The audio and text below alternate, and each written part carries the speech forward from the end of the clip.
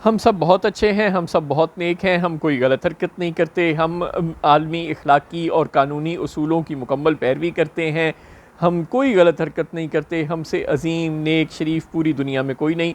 ये बताते हैं हमें मकामी ज़राए इब्लाग। और जब आप बैनुल-अक़वामी ज़राए इब्लाग की जानिब मराजियत करते हैं तो आपको पता चलता है कि वो पोलियो मुहिम जिसके शुरू होने पर वज़ीर-ए-आज़म प्राइम मिनिस्टर हाउस में बच्चों को पोलियो के कतरे पिलाकर आगाज़ कर रहे हैं और बता रहे हैं कि मुल्क से अनकरीब वो पोलियो का ख़ात्मा कर देंगे और इतनी तेज़ी से पोलियो मुहिम चलाएँगे कि खुदा माफ़ करे।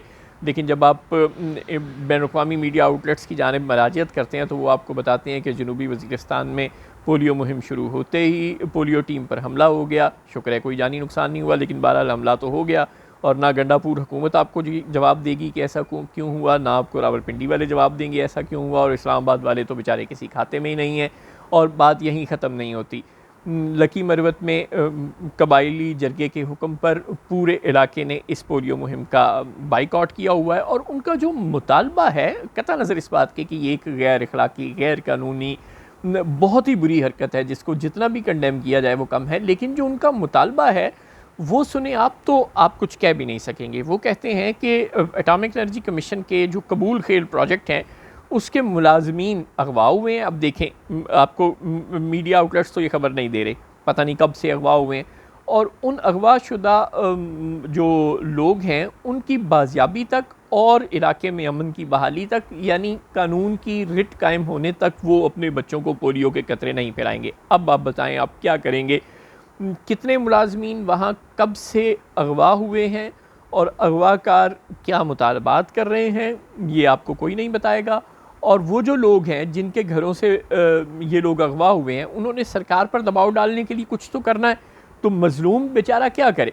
कहरे दरवेश बरजाने दरवेश वो अपने ही बच्चों को पोलियो के कतरे पिलाने से इनकार कर रहे हैं। वो किसी मजहबी के वजह से नहीं कर रहे कि किसी मौलवी ने फतवा दे दिया कि पोलियो के कतरे नहीं पिलाने। वो उसको कोई यहूदियों की साजिश भी करार नहीं दे रहे पोलियो के कतरों को। वो इस तरह की कोई मम्बो जम्बो लॉजिक नहीं इख्तियार कर रहे। वो किसी जाहिल कबायली का फैसला भी नहीं है।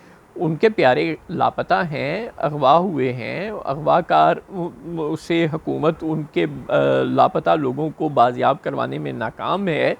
लिहाजा कानून नाफिज करने वाले इदारे कई दिनों से उनके साथ तावन नहीं कर रहे और उन्होंने दिल बर्दाश्ता होकर ये शर्त रख दी है कि हम अपने बच्चों को पोलियो के कतरे तब पिलाएंगे जब आप हमारे प्यारों को उन अगवाकारों से रिहा कराएंगे। और मीडिया को शायद ये खबर देने की इजाज़त ही नहीं है, लिहाजा ये खबर आपको इंटरनेशनल मीडिया तो दे रहा है, लेकिन इन लोगों को रिहा कौन कराएगा? ज़ाहिर है कोई बाहर से तो कोई कानून नाफिज करने वाला इदारा या हुकूमत आकर ऐसा करने से रही।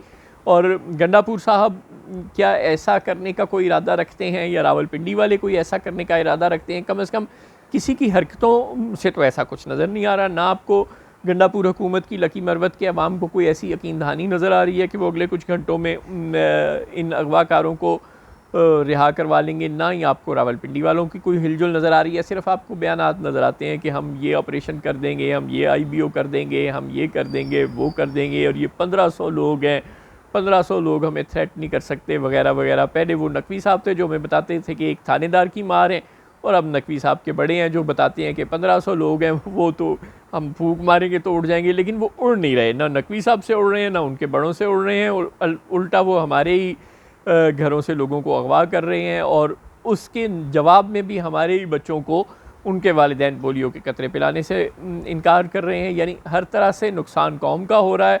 और हाकिम, चाहे उसका ताल्लुक़ सॉफ्ट वालों से है, चाहे उसका ताल्लुक़ हार्ड वालों से है, दोनों सिर्फ बेहिसी का मुजाहरा कर रहे हैं और कुछ भी नहीं कर रहे।